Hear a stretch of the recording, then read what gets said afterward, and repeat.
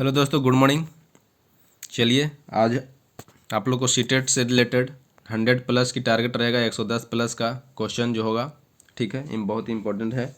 आप लोग ध्यान से देख के जाइएगा। प्रीवियस ईयर पेडागोजी पेपर्स है, ठीक है। उम्मीद करते हैं इससे क्वेश्चन आप लोग को आएंगे। तो आइए स्टार्ट करते हैं। वह अधिनियम जो अक्षम व्यक्तियों से संबंधित है। PWD अधिनियम 1995, PWD 1997, फिर 1992, फिर 1990। तो अधिगम अक्षमता जिसको बोल सकते हैं, डिस्ग्राफिया, डिसलेक्सिया सब होता है ना, वो सब। तो PWD एक्ट 1995 से संबंधित है। नेक्स्ट है, निम्न में से कौन से पीटर ट्यूरिंग शिक्षण तकनीक का भाग नहीं है? याद रखिएगा, भाग नहीं है। तो व्याख्या विधि, पुनर्वलन विधि, मॉडलिंग विधि, व्याख्यान देना। तो देखिए, व्याख्या करना, पुनर्वलन या फिर मॉडलिंग, व्याख्यान देना नहीं होगा, ठीक है। नेक्स्ट आइए, एक अभिकथन है। एक कथन और कारण की बात पूछ सकता है। गरीब घर की लड़कियां ज़्यादातर विद्यालय त्याग देती हैं। कारण, लड़कियां घर पर अपने छोटे भाई बहनों की देखभाल करती हैं।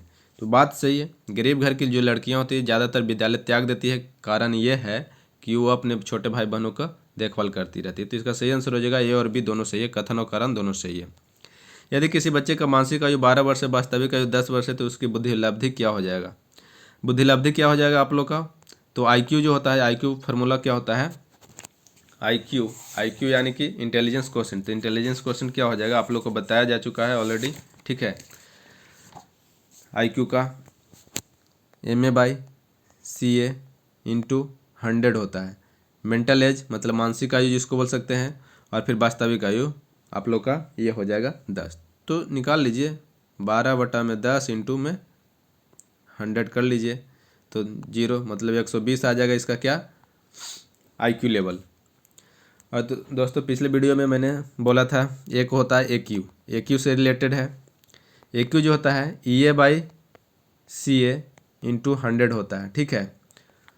EA/CA इंटू 100 होता है, जिसको EA का मतलब होता है एजुकेशनल एज होता है, और फिर ये CA का मतलब कि क्रोनोलॉजिकल एज, वास्तविक आयु होता है, और इंटू 100 होता है। तो वो आप लोग का निकलता है AQ, जिसको बोल सकते हैं AQ का बहुत सारे नाम हो सकते हैं। एडवर्सिटी क्वोशेंट बोल सकते हैं, या फिर अकॉम्प्लिशमेंट क्वोशेंट बोल सकते हैं, या फिर बोल सकते हैं आप लोग AQ को बोल सकते हैं एडेप्टेशन का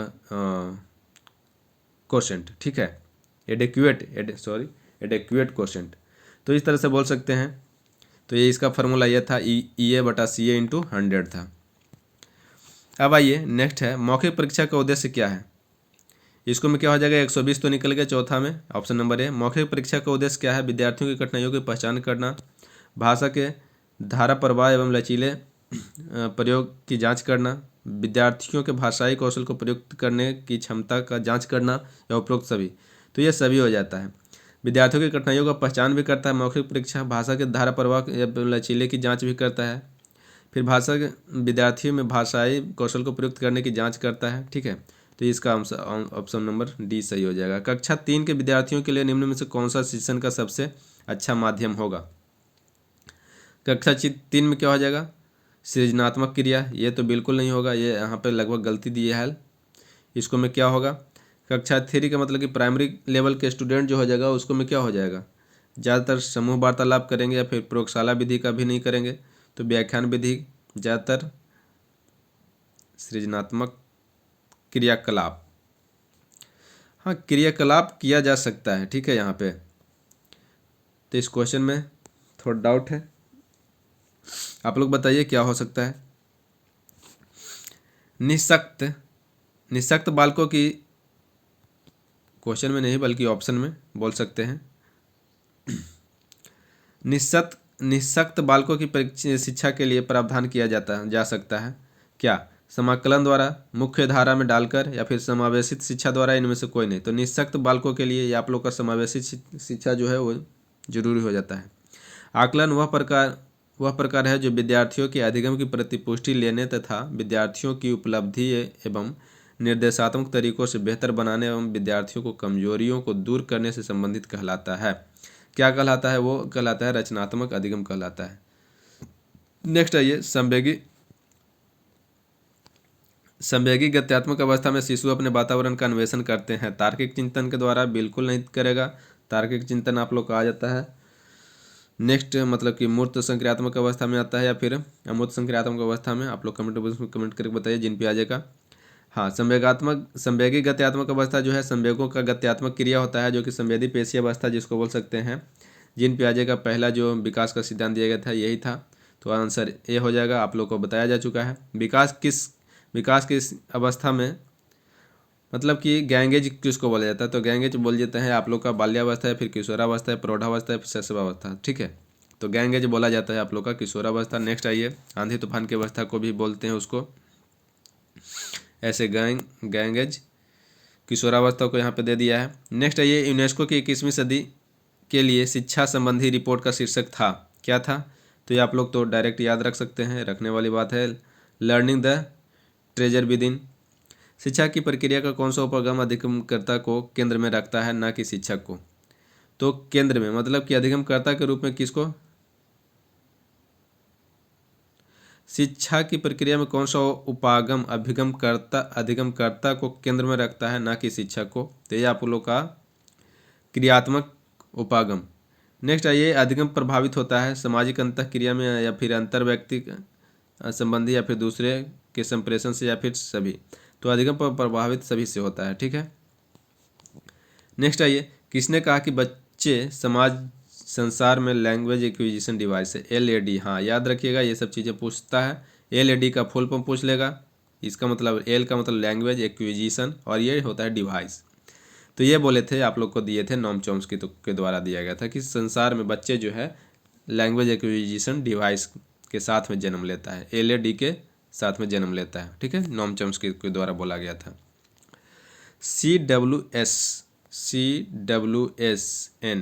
CWSN बच्चों को पढ़ाने वाले शिक्षक हेतु कौन सी बैठक व्यवस्था आदर्शवाद है। तो ये आप लोग को हो जाएगा गोलाकार बैठक, मतलब कि इस तरह से, यू आकार की बैठक इस तरह से, या फिर A और B दोनों, या फिर पंक्तिवार बैठक दोनों। तो ये आप लोग को हो जाएगा ऑप्शन नंबर C जो हो जाएगा, मतलब कि गोलाकार और फिर यू आकार में CWSN में आ जाएगा। ठीक है, आप लोग CWSN का फुल फॉर्म कमेंट बॉक्स में कमेंट करके बताइए। निम्नलिखित में कौन सा प्रक्षेपण परीक्षण नहीं है। प्रक्षेपण परीक्षण नहीं है, कौन सा नहीं है, यहाँ पे देखिए आप लोग को पिछले वीडियो में ही बताए थे। रोडसा इंक ब्लॉट, मतलब कि IBT जो होता है हरमन रोडसा के द्वारा दिया गया था इंक ब्लॉट टेस्ट, ये तो है परीक्षण। ड्रामेन टेस्ट ये भी है। फिर आप लोग का आता है थर्मेटिक एपरसेप्शन टेस्ट, मतलब कि TAT भी होता है। फिर इसी में बताए थे SAT होता है, SCT होता है, SCT होता है सेंटेंस कंप्लीट टेस्ट, और ये होता है सीनियर एपरसेप्शन टेस्ट, SAT होता है। तो ये सारे चीज़ें आप लोग जो होता है मतलब प्रक्षेपण परीक्षण टेस्ट होता है, लेकिन जो 16 PF होता है पर्सनालिटी फैक्टर ये नहीं होता है। तो इसका सही आंसर हो जाएगा 16 PF। ठीक है, नेक्स्ट आइए, संप्रेषण कौशल में निहित है कौन, बोलना, सक्रिय रूप से सुनना, शारीरिक भाषा या फिर लेखन। तो इसका सही आंसर हो जाएगा जो संप्रेषण जो है कम्युनिकेशन करने का जो स्किल है ये आप लोग का सही हो जाएगा। ठीक है, चारों सही हो जाएगा। नेक्स्ट आइए, मानव वृद्धि एवं विकास प्रभावित होता है वंशानुक्रम से, वातावरण से, या फिर बोल सकते हैं इनमें से कोई नहीं या फिर दोनों से। तो मानव वृद्धि और विकास जो होता है वंशानुक्रम और वातावरण दोनों से प्रभावित होता है। नेक्स्ट आइए, CWSN के मुख्य शिक्षण तकनीक क्या है। CWSN के मुख्य तकनीक शिक्षण क्या है, सहयोगात्मक अधिगम करेगा, फिर साथी समूहन शिक्षण करेगा, या फिर समस्या समाधान अभिवृत्ति। तो नहीं, A और B दोनों हो जाएगा, इसका आंसर C हो जाएगा, सहयोगात्मक भी होगा और फिर साथी समूहन। अब ग्रुप में रहेगा तो साथी का क्या करेगा, हेल्प करेगा। ठीक है, नेक्स्ट आइए, अभिप्रेरण का परिणाम क्या है, लक्ष्य केंद्रित व्यवहार। नेक्स्ट आइए, समावेशी विद्यालय में बाल केंद्रित मूल्यांकन प्रणाली होनी चाहिए कैसे।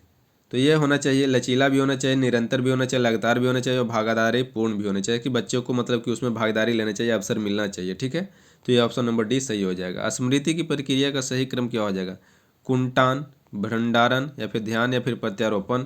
ये चारों में से आप लोग को स्मृति का सही ढंग से जाना है। तो सबसे पहले क्या करेगा, भंडारण करेगा, फिर कुंटांकन करेगा, या फिर ध्यान करेगा, फिर लास्ट में प्रत्यास्मरण करेगा। ठीक है, तो इसका सही आंसर दिया है ऑप्शन नंबर A दिया है। क्या करेगा, आप लोग वहाँ पे ध्यान से मार के आइएगा।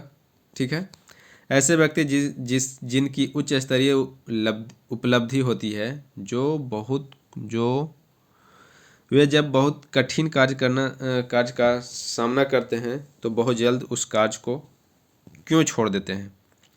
वे आसानी से थक जाते हैं, उनमें निरंतर प्रयत्न करने की क्षमता कम होती है, उनमें उच्च स्तर की चिंता होती है, उनमें उच्च श्रेणी की कार्य कुशलता की आवश्यकता होती है। तो उनमें उच्च श्रेणी की कार्य कुशलता की आवश्यकता होती है। फिर पाठ्यचर्या डैश पक्षों में बांटकर निर्धारण किया जाना चाहिए। तो किस में, तो संज्ञानात्मक, भावात्मक, मनोगत्यात्मक या फिर ये सभी। तो ये सभी में बांटकर निर्धारण किया जाना चाहिए पाठ्यचर्या को। ठीक है, निम्नलिखित में से किस अवस्था में शिशु आत्मकेंद्रित होता है। शिशु आत्मकेंद्रित अहम केंद्रिता जो होता है शैशवावस्था में होता है। मनोवैज्ञानिक द्वारा यह सुझाया गया कि प्रतिभाशाली शिक्षा के दृष्टिकोण से निम्नलिखित में से किसके संसर्ग पर कार्य निर्भर है। तो इसका सही आंसर हो जाएगा उच्च क्षमता, उच्च सृजनात्मकता और फिर उच्च प्रतिस्पर्धा। ठीक है, नेक्स्ट आइए, संवेगात्मक रूप से बुद्धिमान व्यक्ति की निम्नलिखित में से कौन सी मुख्य विशेषताएं हैं। कौन सी मुख्य विशेषताएं हैं आप लोग को पढ़ना है। अपने संवेगों में भावनाओं के प्रति संवेदनशील होना एवं प्रत्यक्षीकरण कर पाना, अपने संवेगों को नियंत्रित करना एवं नियमित कर रख पाना, अपने संवेगों को तीव्रता को समझ पाना। तो अपने संवेग, तो ये तीनों हो जाएगा आप लोग का सही हो जाएगा आंसर। ठीक है, संवेगात्मक रूप से बुद्धिमान व्यक्ति की जो विशेषता ये तीनों होगा। अब्राहम मैस्लो का सिद्धांत डैश किस पे आधारित है, तो आवश्यकता पे आधारित है। इसी अब्राहम मैस्लो का ही पिछले वीडियो में ही आप लोग को सिद्धांत के रूप में बताए थे। सारा सिद्धांत जो था वो आप लोग को बता दिए थे, जाकर देख लीजिएगा पिछले वीडियो में। ठीक है, पदानुक्रम सिद्धांत इसी को बोलते हैं। नेक्स्ट आइए, किस अहम रक्षा युक्ति के अंतर्गत व्यक्ति अपने स्वयं के गुण दूसरों पर थोपता है। तो यह प्रक्षेपण के द्वारा। ठीक है, नेक्स्ट आइए, शिक्षण के दौरान बच्चे कक्षा कक्ष व्यवहार के अध्ययन हेतु कौन सी विधि सर्वाधिक उपयुक्त है। कक्षा मतलब कि कक्षा कक्ष के व्यवहार के अध्ययन हेतु, तो ये अवलोकन विधि सबसे ज़्यादा है, उसको अवलोकन करते रहिए, देखते रहिए। ठीक है, पहचान विकास संबंधित है किससे, तो एरिक एरिक्सन के सिद्धांत से। सीमा पाती है कि उसकी कक्षा के अधिकांश बच्चों में वर्णमाला सीख ली है।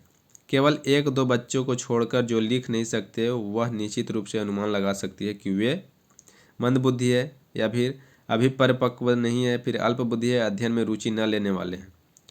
तो यहाँ पे ये दोनों सही आंसर हो सकते हैं। अभी परिपक्व मतलब कि अभी जो है परिपक्व नहीं है, तो ये बी हो सकता है। और फिर अध्ययन में रुचि न लेने वाले, ये तो नहीं। तो ज़्यादा सटीक आंसर ऑप्शन नंबर बी हो जाएगा इसका, कि अभी जो है परिपक्व वो नहीं है। निम्नलिखित कारकों में भाषाई विकास सार्थक रूप से प्रभावित होता है। मीडिया से, पुस्तक से, वयस्कों से, अंतःक्रिया द्वारा या फिर साथी समूह के साथ खेलने से।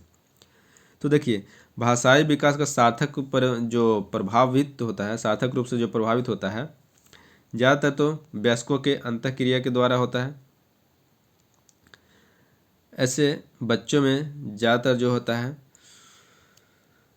बच्चे लोग जो होता है बड़ों को देख कर सीखते हैं। ठीक है, समीपस्थ विकास के सिद्धांत, समीपस्थ विकास का क्षेत्र संबंधी है बच्चों द्वारा प्राप्त विकासात्मक स्तर या फिर बच्चे के द्वारा प्राप्त किया जाने वाला विकासात्मक स्तर, या फिर बच्चे द्वारा कभी न प्राप्त किया जाने वाला सकने वाला विकासात्मक स्तर, या फिर बाह्य सहयोग से प्राप्त किया जा सकने वाला विकासात्मक स्तर। तो इसका सही आंसर हो जाएगा ऑप्शन नंबर डी। नेक्स्ट आइए, नेक्स्ट में है पाठ्यचर्या में विभिन्न गतिविधियों और अनुभवों का समावेश आवश्यक रूप से होना चाहिए। कैसा होना चाहिए, तो प्रत्येक बच्चा द्वारा किसी गतिविधि में निपुणता प्राप्त करने हेतु या फिर बच्चों की सभी क्षमताओं का समान रूप से विकसित करने हेतु या फिर सहगामी गतिविधियां कठिन विषयों के अधिगम में सहायक होती है, या फिर आनंद प्राप्ति का उबाऊपन से स्वतंत्रता। तो पाठ्यचर्या में विभिन्न गतिविधियों और अनुभवों का समावेश आवश्यक रूप से होना चाहिए कि बच्चों की सभी क्षमताओं का समान रूप से विकसित करने हेतु या फिर प्रत्येक बच्चे द्वारा किसी गतिविधि में निपुणता प्राप्त करने हेतु होना चाहिए। तो ऑप्शन नंबर बी सही हो जाएगा। नेक्स्ट आइए, नेक्स्ट है बहुबौद्धिकता का प्रत्यय इंगित करता है क्या। गणित और भाषा जैसी परंपरागत विषयों के अतिरिक्त अन्य क्षेत्रों में विद्यार्थियों द्वारा प्राप्त उपलब्धि की प्रशंसा की जानी चाहिए। ठीक है, तो इसका देख लीजिए, इतना बड़ा आप लोग का ऑप्शन है, तो इसका सही आंसर हो जाएगा ऑप्शन नंबर ए। ठीक है, नेक्स्ट आइए, सतत एवं व्यापक मूल्यांकन का अर्थ क्या है? सभी विषयों में अधिगम की सुनिश्चित करने के हेतु निरंतर निश्चित अंतराल का नियमित आकलन करना, या फिर योग्यताओं, व्यक्तित्व तथा कौशलों आदि के व्यापक क्षेत्रों में अधिगम को अभिलेखित करते हुए आकलन करना। जिन जिन संबंधों या विषयों में विद्यार्थी कमजोर है, ये तो गलत हो जाएगा। सिर्फ कम उपलब्धि वाले सुधार के, ये भी गलत हो जाएगा।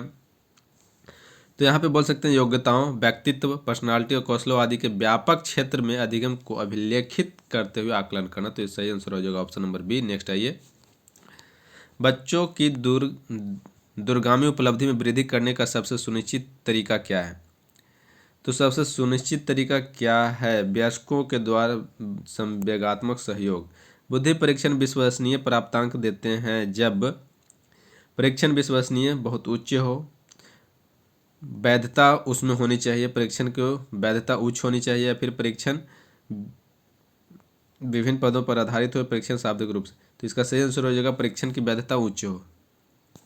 नेक्स्ट आइए, कक्षा कक्ष की गतिविधियां कक्षा में विद्यार्थियों की विशिष्ट योग्यताओं के रूप में होनी चाहिए, उसका उत्तरदायित्व क्या है?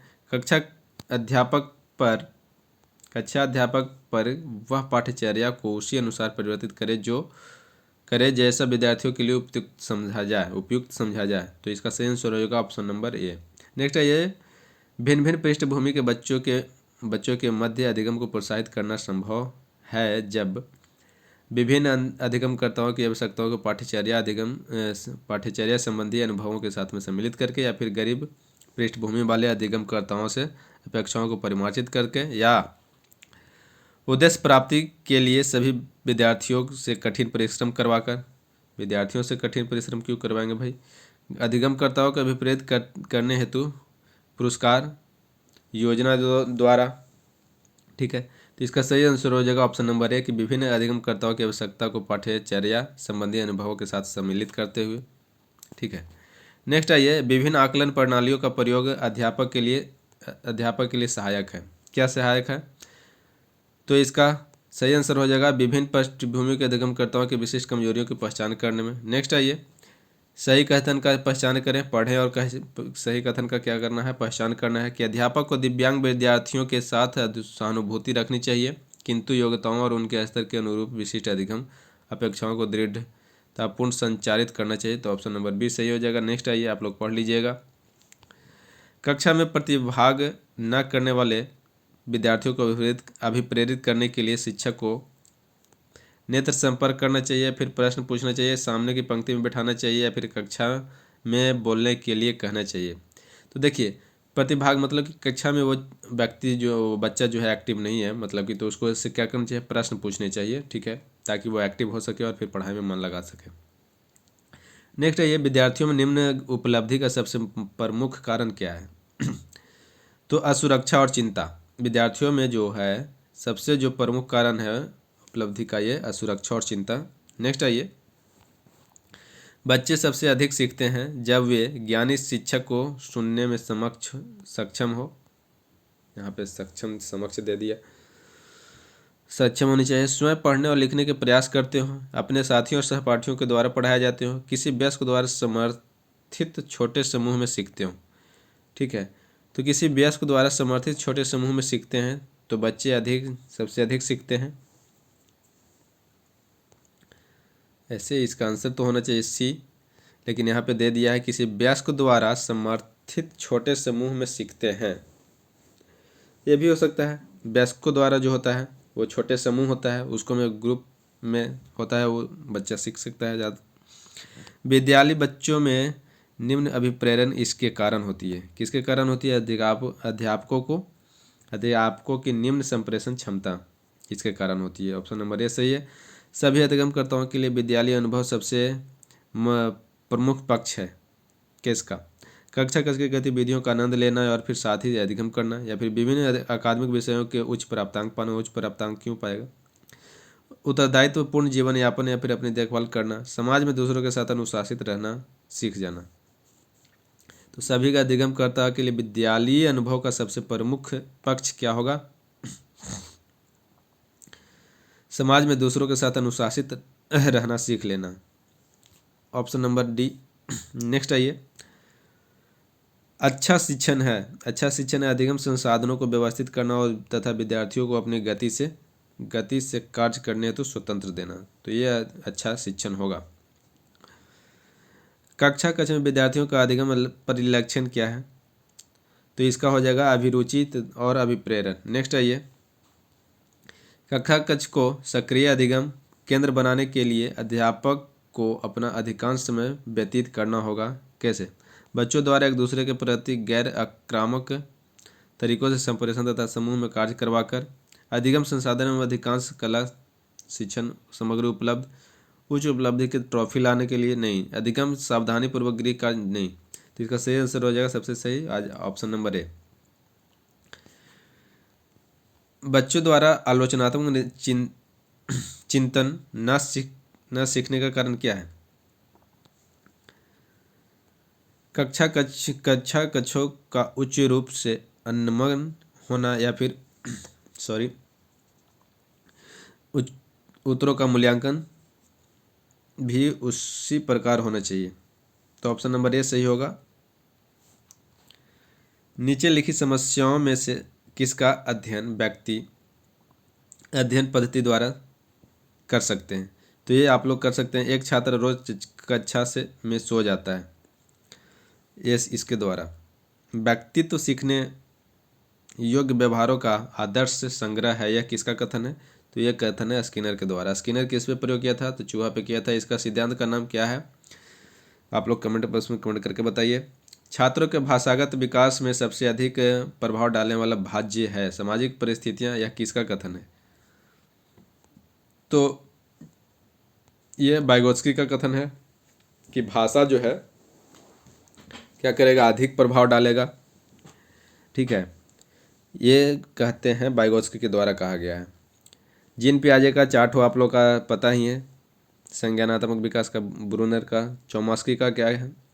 एलएडी बोलते हैं, लैंग्वेज एक्विजिशन डिवाइस बोलते हैं एलएडी।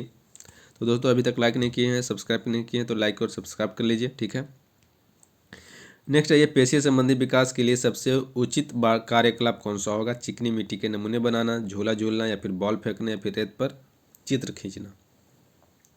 तो पेशीय संबंधी विकास में आपको हो जाएगा झूला झूलना। नेक्स्ट आइए, बैंकिंग शिक्षा का पिता किसे माना जाता है?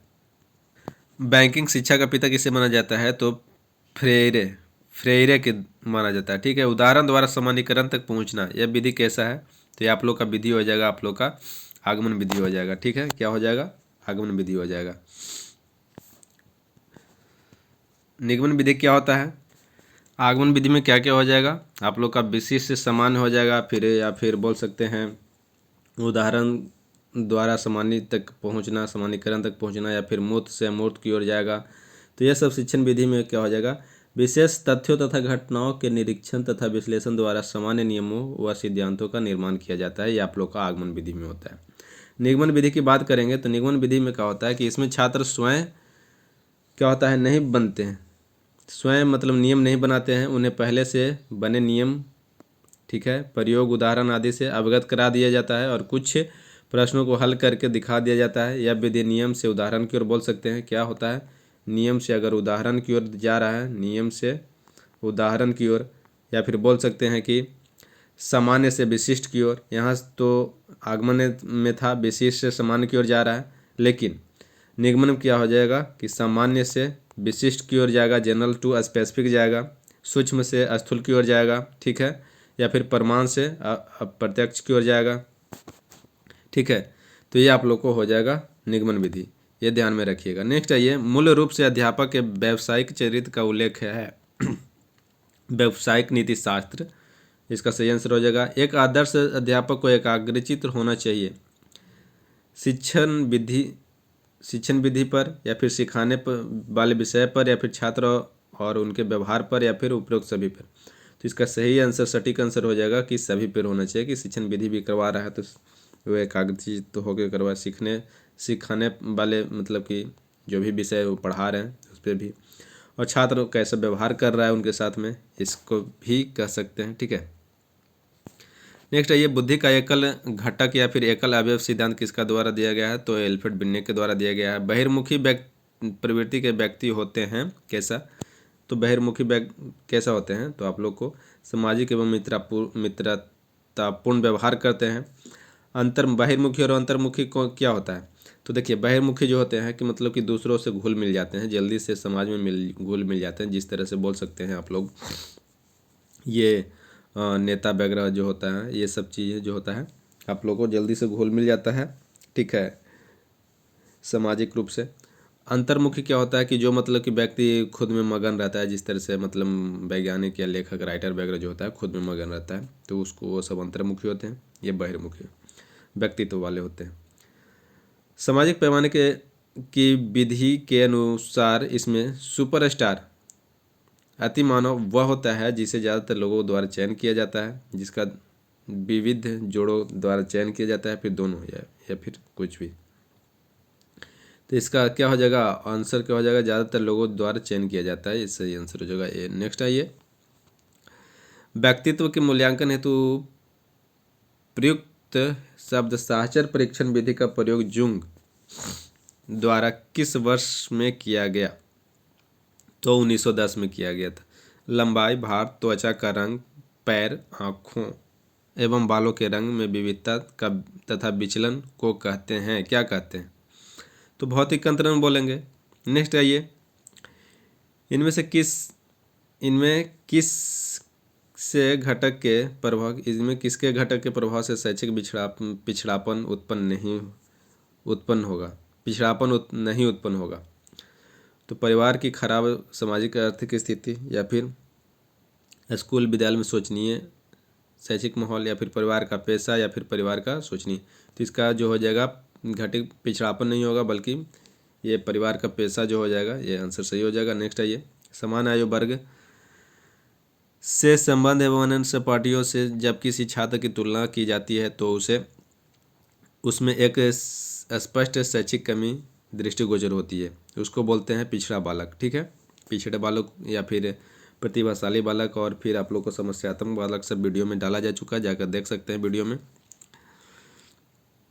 किसने कहा था कि सृजनशील मानव मस्तिष्क द्वारा संबंधों को रूपांतरित करने के नई विषय वस्तु का रचनात्मक सृजन कर नए अंत संबंधों को विकास करने की शक्ति का पर्याप्त है, तो ये आप लोग को बोला था, स्किनर के द्वारा बोला गया था। आईपीसी का पूरा अर्थ क्या होता है, आईपीसी का पूरा अर्थ क्या होता है, इंडियन पिनल कोड, यही होता है।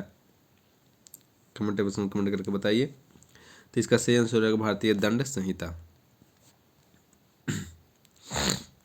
नेक्स्ट है ये, बालक का प्रारंभिक विकास मुख्यतः किस पर निर्भर होता है, तो ये होता है आप लोग का माता पिता पर। प्रारंभिक विकास क्या होता है, माता पिता पर होता है। सामान्यतः यह देखा जाता है कि बच्चा थोड़े बहुत मायनों में अपने माँ बाप से भी भिन्न होता है। इसे किसके अनुवंशिकीय नियम के जरिए विश्लेषित किया जा सकता है, तो विभेद का। नेक्स्ट है ये, किसी जिज्ञासु छात्र को प्रेरित करने में निम्न में से कौन सा एक कारगर उपाय है, कौन सा कारगर उपाय है, तो प्रशंसा। जिज्ञासु छात्र को प्रेरित करने के लिए उसको प्रशंसा खूब कीजिए। ठीक है, नेक्स्ट है ये, खेलकूद के जरिए बच्चों में किस प्रकार की विकास संभव है, तो देखिए परस्पर सम्मान की भावना होना चाहिए, ये भी होता है। सहयोगिता में सामंजस्य भी बैठेगा और सामाजिक गुण भी आएगा, तो इसका सही आंसर हो जाएगा इनमें से सभी। इसीलिए बच्चों को खेलकूद करवाना चाहिए। क्या बुद्धिमान माता पिता के बच्चे या फिर संतान सदैव पढ़ाई में तेज होते हैं, बिल्कुल नहीं, ऐसा कोई जरूरी है नहीं। निर्धन परिवारों के बच्चों को छोटे आकार के परिवार से संबंध है, उनको विकास के बेहतर वातावरण पाने के मौके होते हैं, क्योंकि उन्हें बड़े परिवारों के निर्धन बच्चों की अपेक्षा साफ सफाई जुड़ी कम समस्याओं का सामना करना पड़ता है। उनके अभिभावक ज़्यादातर प्रसन्नचित्त होते हैं या उन्हें शांति में परिस्थिति मिलती है, या उन्हें बेहतर परिस्थितियां प्राप्त होती है। तो ये कोई ज़रूरी नहीं है इसको में से। निर्धन परिवार वाले बच्चे जो छोटे आकार के परिवार से संबंध है उनको विकास के बेहतर वातावरण पाने का मौका मिलता है। तो यह कोई ज़रूरी नहीं है, इनमें से लगता है कोई भी नहीं होगा। ठीक है, ऑप्शन इसमें से नहीं है। नेक्स्ट आइए, बच्चों के समाजीकरण करने की दो विधियों, इनमें से कोई नहीं है। मतलब उन्हें शांति में परिस्थिति मिलती है, उन्हें अभिभावक ज़्यादा प्रशंसित होते हैं, साफ सफाई से जुड़ी कम समस्याओं का सामना करना पड़ता है।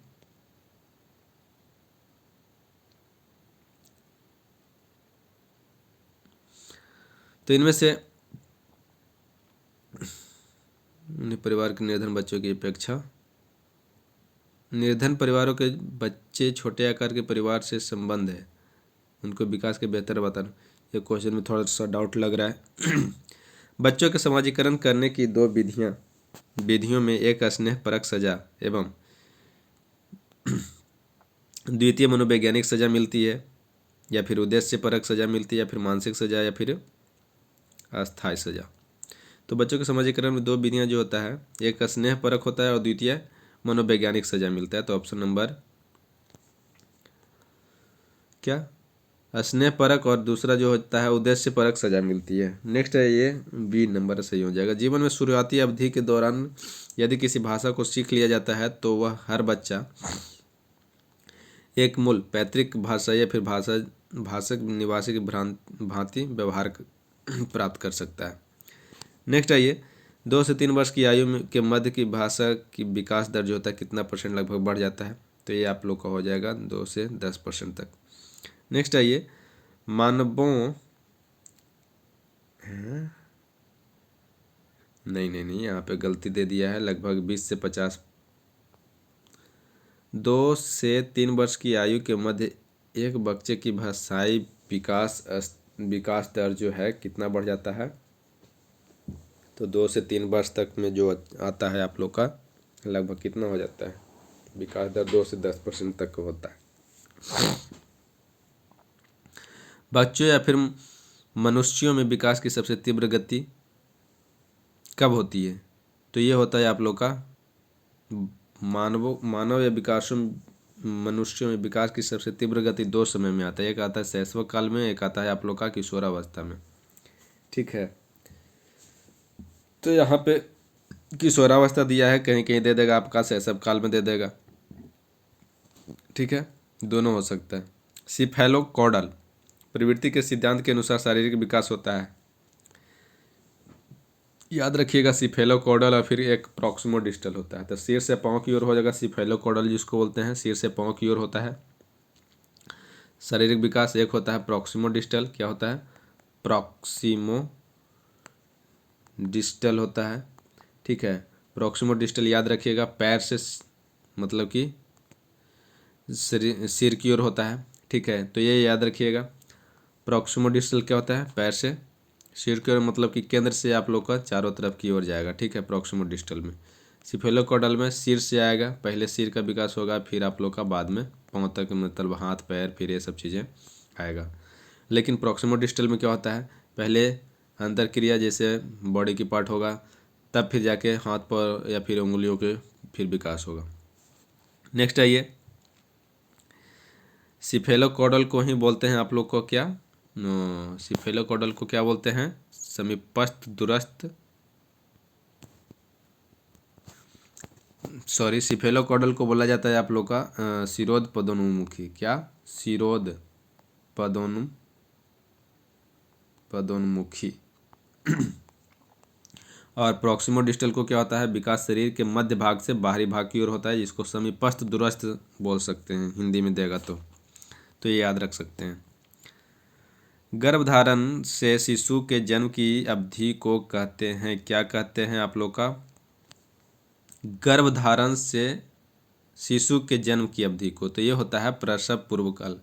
ठीक है, ऑप्शन नंबर सी सही हो जाएगा। जिन पियाजे द्वारा परिभाषित चरण में जिनमें से ज्ञानात्मक विकास की शुरुआत शिशु द्वारा अपनी संवेदना विवेक एवं गतिविधियों का इस्तेमाल दुनिया को समझाने के साथ होती है, कहलाता है क्या।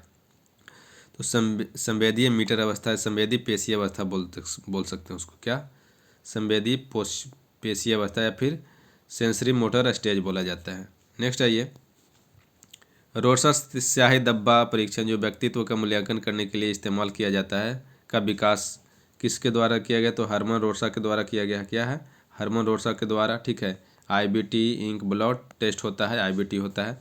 बहुबुद्धि का सिद्धांत किसने दिया था? तो बहुबुद्धि सिद्धांत किसने? हार्वर्ड गार्डनर के द्वारा दिया गया था। ठीक है। अगर बोल दिया जाए कि बहुकारक सिद्धांत किसके द्वारा दिया गया था, तो आप लोग को पिछले वीडियो में बताए थे, आप लोग इस वीडियो में बताइए कि किसके द्वारा दिया गया था बहुकारक सिद्धांत, या फिर बहुतत्व सिद्धांत बोल सकते हैं। ठीक है। चलिए मैं ही बता देता हूँ आप लोग को, क्यों कष्ट दें। बहुकारक सिद्धांत थॉर्नडाइक के द्वारा दिया गया था। ठीक है। लेकिन समूह कारक सिद्धांत थॉर्स्टन के द्वारा दिया गया था। जीन पियाजे के द्वारा संज्ञानात्मक विकास का सिद्धांत दिया गया था। बीने के द्वारा किया गया था। मेंटल मानसिक आयु की अवधारणा दी गई थी। ठीक है।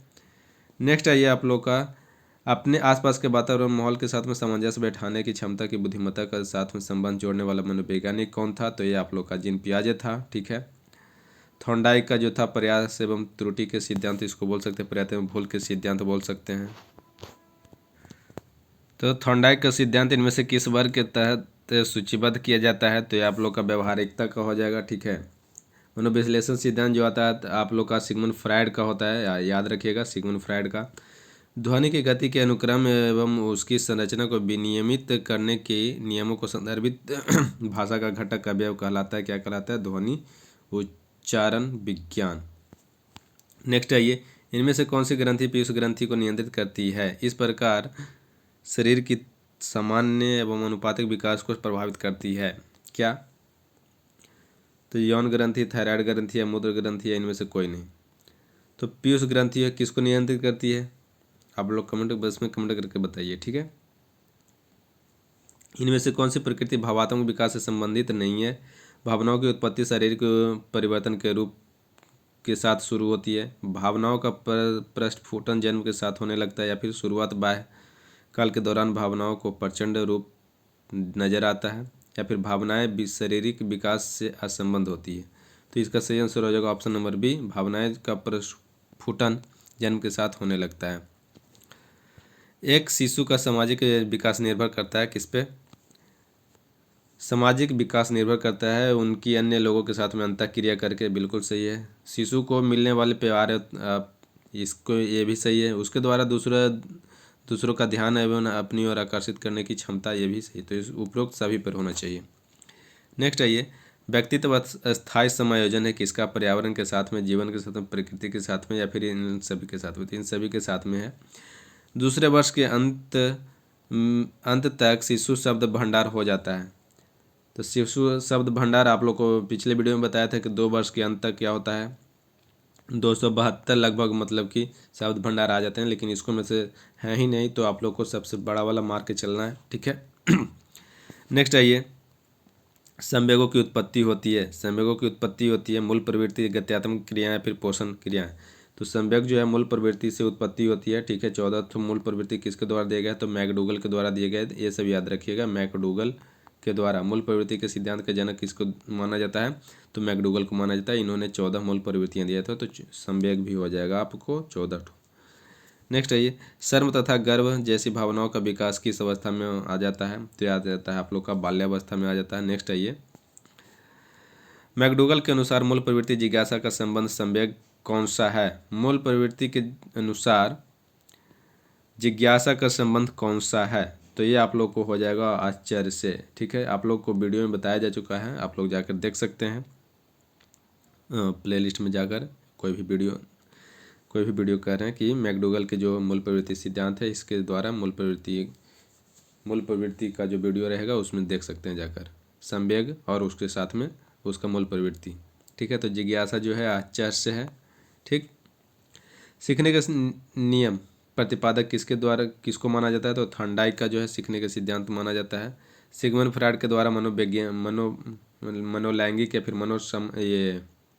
मनोलैंगिक या फिर बोल सकते हैं कि विश्लेषण सिद्धांत होता है। स्किनर के द्वारा क्रिया प्रसूत सिद्धांत स्किनर के द्वारा दिया गया है। ठीक है। थॉर्नडाइक का क्या है? थॉर्नडाइक का आप लोग का आ जाएगा, थॉर्नडाइक का बहुकारक सिद्धांत आ जाएगा। ठीक है। स्किनर के द्वारा क्या आ जाएगा आप लोग का? क्रिया प्रसुप्त अनुबंधन सिद्धांत जो चूहा पे किया गया था इन्हीं के नाम है आरएस थ्योरी, ठीक है। और प्रयास एवं त्रुटि का सिद्धांत थॉर्नडाइक के द्वारा मान सकते हैं। एडलर कोई नहीं, एडलर के द्वारा क्या नियम दिया गया है ये आप लोग कमेंट बॉक्स में कमेंट करके बताइए। शैशवावस्था की मुख्य विशेषता क्या नहीं है? सीखने की प्रक्रिया से तीव्रता, जिज्ञासा की प्रवृत्ति या फिर अनुकरण द्वारा सीखने की प्रवृत्ति या फिर चिंतन प्रक्रिया। तो चिंतन प्रक्रिया जो है शैशवावस्था का मुख्य नहीं कारण है। नेक्स्ट है ये किस मनोवैज्ञानिक के अनुसार विकास सतत और धीमी प्रक्रिया है? किसके द्वारा है? तो स्किनर के द्वारा है कि हरलॉक के द्वारा कि जीन पियाजे के द्वारा है कि क्या है कुलेस्निक के द्वारा है? तो सतत और धीमी प्रक्रिया है जो स्किनर के द्वारा है। वर्तमान में निःशक्त बच्चों की शिक्षा के लिए कहा गया है ये समावेशी शिक्षा मतलब की होनी चाहिए, ठीक है। बाल्यावस्था होती है 5 वर्ष तक, 12 वर्ष तक या फिर 21 वर्ष तक, इनमें से कोई नहीं, ठीक है। तो बाल्यावस्था कितने वर्ष तक होती है? 12 वर्ष तक होती है। व्यक्तित्व विकास की अवस्था होती है अधिगम एवं वृद्धि, व्यक्तिवृत्त अध्ययन या फिर उपचारात्मक अध्ययन या फिर इनमें से कोई नहीं था। अधिगम एवं वृद्धि तो व्यक्तित्व विकास की अवस्था होता है, ठीक है। पिछड़े बालक ऐसे होते हैं जो सीखने की गति धीमी होती है, बिल्कुल सही बात है। बुद्धि लब्धि इसका 80 से क्या होता है 90 के बीच में होता है। मानसिक रूप से अस्वस्थ और असमायोजित व्यवहार करता है। तो इनमें से सभी आप लोग का पिछड़े बालक, समस्यात्मक बालक और भी चीज़ें मतलब कि आप लोग को बताया जा चुका है, जाकर पिछले वीडियो में देख सकते हैं। विकास में बुद्धि या फिर विकलांग व्यक्ति या दिव्यांग व्यक्ति जिसको बोलते हैं, ये सब चीज़ें आप लोग देख लीजिए जाकर, ठीक है, थ्योरी के रूप में। विकास में वृद्धि से तात्पर्य क्या है? ज्ञान में वृद्धि, संवेग में वृद्धि या वजन में वृद्धि या फिर आकार, सोच और समझ, कौशल में वृद्धि। तो ये क्या हो जाएगा? विकास में वृद्धि का मतलब क्या हो जाएगा? आकार, सोच, समझ, कौशल में वृद्धि होनी चाहिए, ठीक है। नेक्स्ट है ये परिपक्वता का संबंध किससे है? विकास, बुद्धि, सृजनात्मकता या फिर रुचि से। तो परिपक्वता का संबंध विकास से है। और विकास में आप लोग को पता है कि आकार, सोच, समझ सब कौशलों को विकसित होता है। तनाव और क्रोध की अवस्था किसको बोला जाता है? तनाव और क्रोध की अवस्था किशोरावस्था को बोला जाता है। आंधी तूफान की अवस्था स्टैनली हॉल के द्वारा बोला गया था। बच्चों की रुचि बनाए रखने के लिए आप कौन सी विधि का चयन करेंगे? तो बच्चों को पढ़कर आने को कहेंगे और प्रश्न पूछेंगे। स्वयं गतिविधि करेंगे और फिर बच्चों को बताएंगे। आप गतिविधियों में बच्चों को शामिल करेंगे, बच्चों को स्वयं गतिविधियाँ करने के लिए देंगे। तो हाँ, सबसे सटीक आंसर हो जाएगा ऑप्शन नंबर डी कि बच्चे जब स्वयं गतिविधि करेंगे तो वो ज़्यादा रुचिकर होगा। एक बच्चे की मानसिक आयु 12 वर्ष है, वास्तविक आयु आप लोग का 10 वर्ष है, आप लोग को बताया जा चुका है। 120 वर्ष आता है। IQ का जो फार्मूला होता है MA/CA × 100 होता है, ठीक है। Mental as into chronological age और फिर इंटू 100 कर दीजिए, वो निकल जाएगा आप लोग का। मानसिक आयु 12 वर्ष है तो 12 ऊपर कर लीजिए, वास्तविक आयु 10 है, गुना 100 कर लीजिए, 10 एक जीरो से एक जीरो चला जाएगा, 120 आ जाएगा इसका, ठीक है। शारीरिक विकास का क्षेत्र है, शारीरिक विकास का क्षेत्र है, स्नायु मंडल बोलते हैं उसको। नेक्स्ट ये मूल्यांकन किया जाना चाहिए। मूल्यांकन से बच्चे पढ़ेंगे, पता लगता है कि बच्चे की उपलब्धि क्या है, बच्चों के सीखने की स्तर का ज्ञान होता है या फिर शिक्षक की उपलब्धि का पता लगता है। नहीं, मूल्यांकन इवेल्युएशन जो होता है उसको में बच्चे कितना सीख पाए हैं, कितना समय में कितना सीख पाए हैं, ये उनके ज्ञान के स्तर का मतलब कि पता चलता है। नेक्स्ट है ये शरीर के आकार में वृद्धि होती है क्योंकि शारीरिक और गत्यात्मक विकास है, संवेगात्मक विकास है, संज्ञानात्मक विकास है या फिर नैतिक। तो देखिए शरीर के आकार में वृद्धि होती है, इसका मतलब कि शारीरिक और गत्यात्मक मतलब गति से विकास होता है, इसीलिए इसका सही आंसर हो जाएगा ऑप्शन नंबर है। मानसिक विकास को प्रभावित करने वाले कारक क्या हो सकता है? वंशानुक्रम, परिवार, वातावरण, परिवार की सामाजिक स्थिति या फिर उपरोक्त में से सभी। तो इसका सही आंसर हो जाएगा कि मानसिक विकास को प्रभावित करने वाले कारक उपरोक्त में से सभी हो जाएगा। नेक्स्ट है ये किस मनोवैज्ञानिक के अनुसार सीखने का मतलब ज्ञान निर्माण करना होता है? सीखने का मतलब ज्ञान निर्माण करना होता है, ये जीन पियाजे कहते हैं, ठीक है। लेव वाइगोत्स्की कहते हैं सामाजिक संस्कृति की, ये भाषा पे ज़्यादा जोड़ देते हैं वाइगोत्स्की महोदय, ठीक है।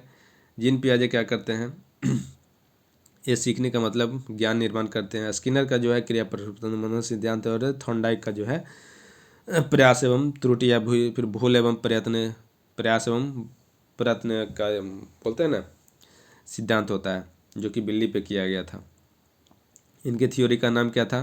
तो एसआर थ्योरी नाम था, ठीक है। स्किनर के थ्योरी का नाम क्या था? तो आरएस थ्योरी याद रखिएगा। स्किनर का आरएस थ्योरी और फिर ये थॉर्नडाइक का क्या? एसआर थ्योरी याद रखिएगा, ठीक है।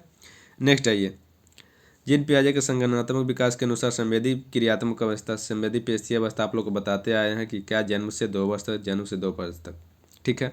2 से 7 वर्ष तक क्या होता है आप लोग का ऑपरेशनल प्री ऑपरेशनल प्राक संक्रियात्मक अवस्था होता है। 7 से 11 वर्ष तक जो होता है आप लोग का मूर्त संक्रियात्मक अवस्था होता है, ठीक है, जिसको बोलते हैं ऑपरेशनल स्टेज। और 11 से 16 वर्ष तक जो होता है आप लोग का अमूर्त होता है या अनौपचारिक होता है, अमूर्त या फिर औपचारिक या फिर फॉर्मल स्टेज होता है।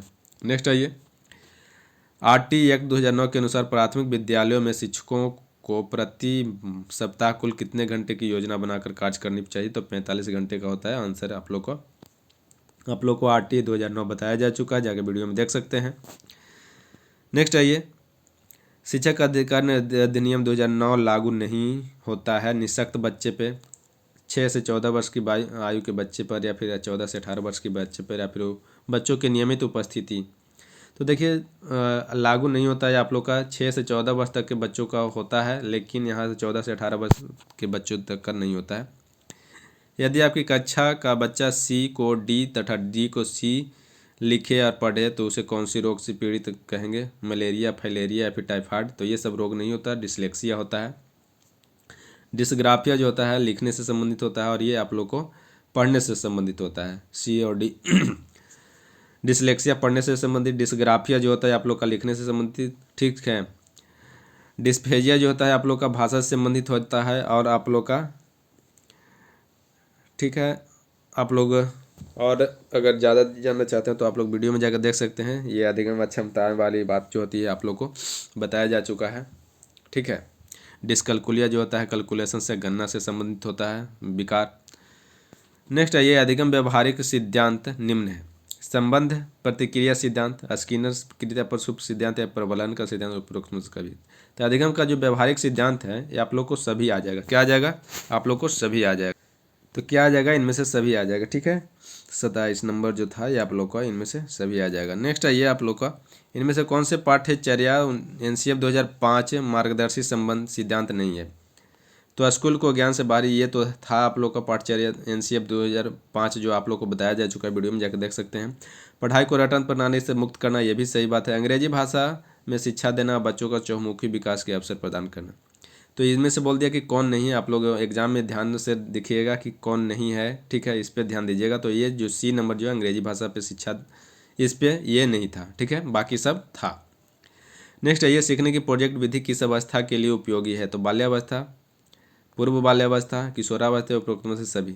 तो प्रोजेक्ट विधि जो है सभी विधि पे काम करता है, लागू होता है। नेक्स्ट आइए, राष्ट्रीय पाठ्य रूपरेखा 2005 जो है दस्तावेज जिसको बोलते हैं भाषा के लिए निहित है। एक भाषा, द्विभाषा, 3 भाषा या फिर बहुभाषा। तो राष्ट्रीय पाठ्यचर्या 2005 की रूपरेखा जो है ये बहुभाषा पे मतलब कि आधारित है, ठीक है। तो दोस्तों उम्मीद करते हैं कि आप लोग को ये वीडियो समझ में आया होगा। अगर वीडियो अच्छा लगा हो तो लाइक कीजिए, सब्सक्राइब कीजिए, अपने दोस्तों में शेयर करते रहिए ताकि उन लोग को भी प्रॉफिट हो जाए, ठीक है। मिलते हैं फिर नेक्स्ट वीडियो में, तब तक के लिए धन्यवाद।